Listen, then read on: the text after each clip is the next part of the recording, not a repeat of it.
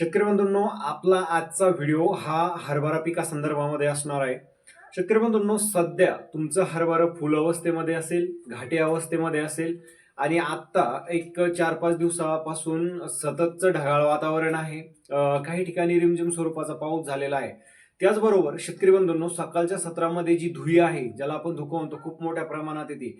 मग या धुळीमुळे हरभरा पिकामध्ये फुलगळ होऊ शकते. तर फुलगळ थांबवण्यासाठी, त्याचबरोबर फुलांचं लवकर घाट्यामध्ये रूपांतर होण्यासाठी, घाट्यातील दाणे चांगले पोचण्यासाठी, त्याचबरोबर अळीचं नियंत्रण करण्यासाठी आज मी तुम्हाला एक जबरदस्त कॉम्बिनेशन सांगतो. शेतकरी बंधूंनो, लवकरात लवकर ही फवारणी तुम्हाला हरभरा पिकामध्ये तिथं करून घ्यायची आहे.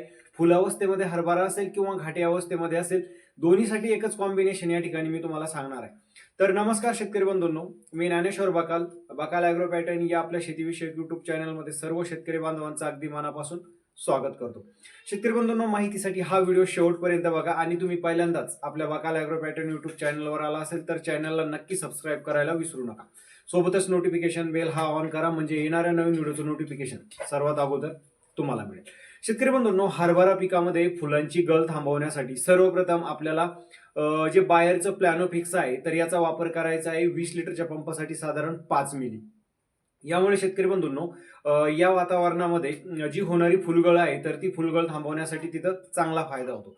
त्याचबरोबर शेतकरी बंधूंनो, हरभरा पिकामध्ये लवकरात लवकर फुलाचं रूपांतर घाट्यामध्ये होण्यासाठी, घाट्यातील दाणे चांगले पोचण्यासाठी, वजन वाढण्यासाठी आपल्याला एक विद्राव्य खत या फवारणीमध्ये इथं वापरायचं आहे. तर विद्राव्य खतामध्ये तुम्ही ICLचं जे 11-36-24 नावाचं जे विद्राव्य खत आहे, ज्याच्यामध्ये 11% नायट्रोजन, 36% फॉस्फरस आणि 24% पोटॅशियम आहे, तर याचा वापर तुम्हाला तिथे करायचा आहे साधारणतः 80 ते 100 ग्रॅम प्रति 20 लिटरच्या पंपासाठी. याच्यामुळे शेतकरी बंधूंनो, एक हरभरा पिकामध्ये जे काही फुलं आहे तर त्या फुलांचं लवकरात लवकर घाट्यामध्ये रूपांतर होण्यासाठी, घाट्यातील दाणे चांगले पोचण्यासाठी आणि वजन वाढण्यासाठी त्या ठिकाणी चांगली मदत होते. एकंदरीत फुलगळ थांबवण्यासाठी सुद्धा या 11-36-24 विद्राव्य खताची चांगली मदत होते. 80 ते 100 ग्रॅम तुम्हाला त्याचा वापर करायचा आहे.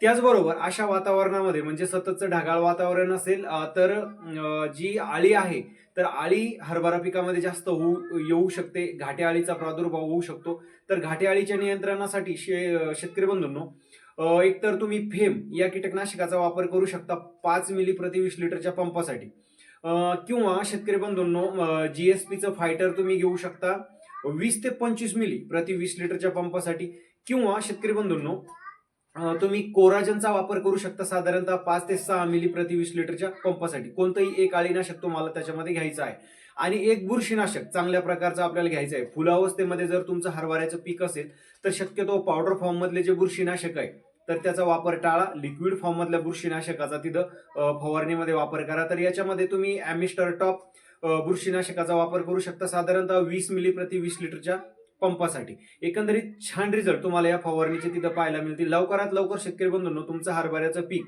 फुल अवस्थेमध्ये किंवा घाटे अवस्थेमध्ये असेल तर ही फवारणी करून घ्यायला विसरू नका. माहिती आवडली असेल तर व्हिडिओला आपला लाईक करा आणि जास्तीत जास्त शेतकरी बांधवांपर्यंत आपला व्हिडिओ शेअर करा.